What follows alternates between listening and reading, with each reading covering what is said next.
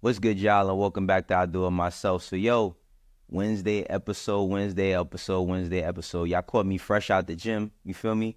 Gotta go juice. Make sure y'all doing some juicing, because let me tell y'all something.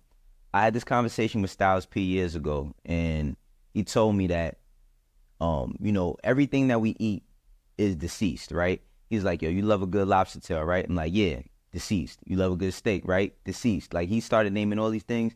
And he said, we seldomly take time to put fruits and vegetables into our bodies, which is fresh, and give us life. You feel me? So if y'all haven't, make sure y'all start juicing. I'm just suggesting it.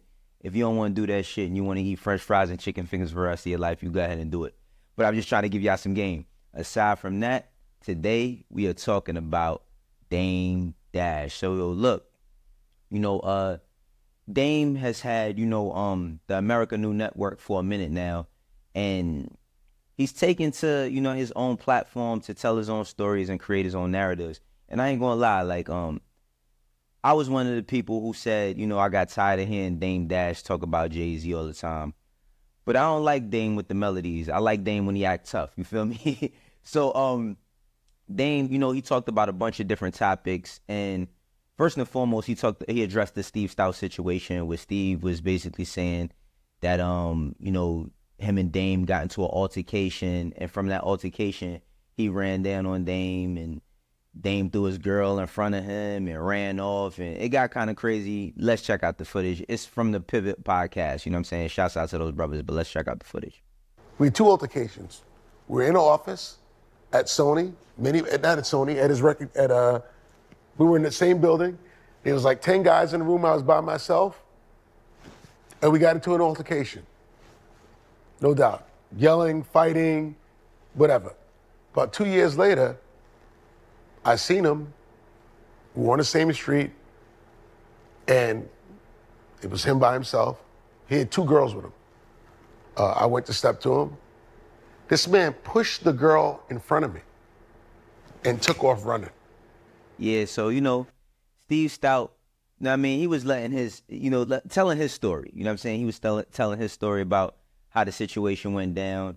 And I ain't gonna lie, yo, I actually like getting context from Dame Dash, because so many people, Dame does do a lot of interviews, but he lets so many people ask him about his stories instead of him telling his stories himself. So this is the reason why Dame got into it with Steve Stoute. You feel me? Let's check it out. We were at Rockefeller at my office, and Jay was sitting behind my desk. He always wanted to sit behind my desk, Paul. But Steve was with him, my brother Bobby was with him, and my cousin Darren, was with me, or rather in the office, and my cousin Darren was in the office. That's about three people. Could have been one or two, and my son. And Steve Stoute was trying to throw a party with Jay at the Hamptons, and I was like, we're not throwing a party with you, you corny. You were running around with Nas when we were kind of like beefing with him. You were running around with LL, and then I guess when things went sideways, you just decided to tell us all their business, and that's what he used to do, and I always thought that wasn't honorable. And now that we rolling, you want to do a party with us. Yeah, Hell. so, man, Dame basically was breaking it down and, saying that Steve Stoute, wanted to, throw a party, and he ain't really jacking him like that, because, Steve was basically running around, running his mouth about other people that he was with, and he was coming around people and telling their businesses and this, that, and the third. And it kind of led to him looking at Steve kind of funny. But this is where he talks about the actual altercation right here. Do a party with us? Hell no. And in that conversation, I was like, because he was kind of trying to talk somewhat aggressively, I was like, yo, and you owe me $18,000 for that bet. And he said something cute in front of my son. So I'm like, yo, you can't be ass betting me, pause, and you definitely can't be talking crazy in front of my son. He said something else slick, and I hit him with a left hook, a slap. My intention, again, was not to hurt him. It was to let him know, like, bro, that's just disrespectful. And where I'm from, if I let you walk away talking to me like that in front of my son's going to look at me a certain way. And everyone... Yeah, man. So, Dame was basically, breaking down how, Steve was in front of everybody. And one thing I could say, around this time is when I was working at Rockefeller. No, I wasn't in the office that day when this situation occurred. But they used to be talking crazy. I ain't gonna lie. All of them was loud. You know what I mean? Dame was loud. I don't think I ever met Steve Stoute back then. I think I seen him maybe once or twice. But all of these dudes, like, they had a lot of money. There was a lot of ego. There was a lot going on at that time. You know what I'm saying? And Dame basically let everybody know that, Steve, not only was he just talking crazy, but he talking crazy in front of his son. And I could say this for all of my brothers out there that are fathers, especially if you got sons, we ain't letting nobody disrespect us, especially not in front of our sons.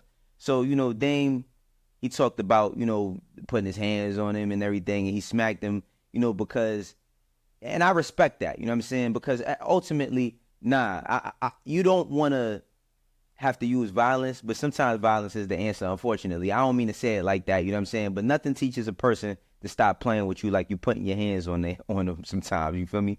Especially when it's disrespect occurred. But I don't want to give, the whole Dame that, because you got to watch this, yo. It's actually really good. But I'm going to tell y'all what my biggest takeaway is, you know what I'm saying? Before we get there, though, Dame lightly touched on, he didn't lightly touch on it. I'm going to lightly touch on it, you know what I'm saying? Pause. That was crazy. And as you can see, look where I get it from. You know what I mean? Dame is the Paul's grandfather. But he talked about his situation with Jay-Z and the whole reasonable doubt thing, and just check some of it out. You can't tell me that when you read that someone says that their copyright goes back to them in 6 years while I'm trying to sell it, and y'all don't be like, yo, why would he try to devalue the brand and think that I shouldn't say anything about it? Like I'm always talking about him. Nobody's always talking about him. He's always trying to aggressively stop me from getting my money. And this is something that the state noticed. So now, and then they tried to make it like, because what Jay's crew did was they made an application to transfer the copyright back, and it was certified. Certified means it was delivered. An application means it was an ask. That doesn't mean anything. He's just trying to be cute. The reason why, if someone's so good at copyright law, you should know this. Earn your leisure, you should talk about this because this is important. The state found the contract that Jay signed for reasonable doubt. I'm signed as the CEO, the boss, and he signed as a... Yeah, man. So, like, let me be honest, right? Dame Dash is, I'll say, one of the dopest creative minds of our time. Now, Dame's arrogance and his disrespectfulness got in the way of his career. You feel me? When he lost Jay-Z, he basically lost, you know what I mean, all the leverage he had in the game, and a lot of people didn't forget how he treated them. But what I will say about Jay, this whole Jay and Dame shit is, man, I ain't gonna lie, I can't talk about what I would do with somebody else's money, but I wish they could really settle this. You know what I'm saying? Like, I really wish that they could settle this. On one hand, you know what I'm saying? It kind of makes me think back to the admiration we had for Rockefeller, Jay-Z, Dame Dash, and Biggs. And you look at it and be like, damn, like, was it all a lie? Because on one hand, they was presenting us as bosses, presenting themselves to us as bosses, and how they put their own money up. This is stand the third. Dynasty is forever. And now the dynasty been crumbled, but look at how they, how everybody's conducting themselves, including Jay-Z. You know what I mean? Like, I think that if Dame is speaking about some of this, there's got to be some truth to it, right? To a certain extent. I don't know the facts, but I'm going to give Dame the benefit of the doubt in this one. And he's basically saying, like, he's being stopped from getting some money. But at the same time, it's like, when you think about, especially for y'all artists out there, when you think about your art and y'all creating art, and then somebody saying that you was just a worker, you ain't no boss, I deserve the money from it, you kind of got a chip on your shoulder as well to tell them, like, all right, I'm going to show you better than I could tell you, because Jay is the one that sat in that booth and made all those records, even though Dame is on the skits. Pretty sure he probably did something with the creative direction, and they put up their own money. But it's whack. I ain't gonna lie, man. This shit is trash. Like honestly, seeing all of this, how it's unfolded years later, you listen to these albums, you look at the movies, all the stuff that they built. I mean, Rock Nation is a derivation of Rockefeller. Rockefeller, something all three of them started. It was something that if you're a hip hop fan, I think like every crew has looked at Rockefeller in one shape or form to kind of mold what they want to do as far as like creating a company. So it's kind of trash, you know what I'm saying? I hope it could get rectified, but Y'all make sure y'all watch Dame's his videos on the America New Network. They good. I mean, aside from that, let's talk about a little bit about Drake. So yo, everybody's reporting about how Drake unfollowed DeMar DeRozan, he unfollowed Playboy Cardi, and he unfollowed LeBron James. I mean, LeBron James and DeMar DeRozan are pretty obvious because they was both at the pop out. DeMar DeRozan is mentioned on Not Like Us. You know what I mean? LeBron is at the pop out dancing and all of that. You feel me? You can see him reciting the words at the Olympic Games and all of that. Playboy Cardi, I don't know. But why do the people let social media run their life so much? I mean, LeBron and Drake, they have a relationship. I mean, I don't know what the status of their relationship is today, but, you know, LeBron is somebody who had, you know, Drake pulling up to Bronny's, you know, Sierra Canyon games and all of that. And, you know what I'm saying, when it comes to DeMar DeRozan, I mean, he played in Toronto for so many years. I'm pretty sure they had a lot of good times.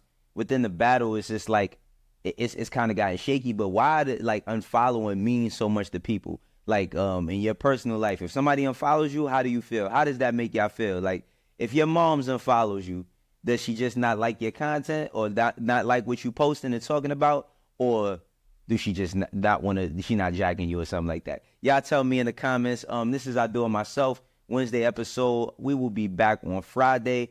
I'm letting y'all know now I'm going to Philly next week to do some political work. Getting people out there to sign up and vote. So if you're in Philly, pop out and say what's up to me. For those that rock with me, you know how we doing. For ones that don't, eventually will. This is I Do It Myself. And yes, the merch is on the way. I catch y'all next time. Peace.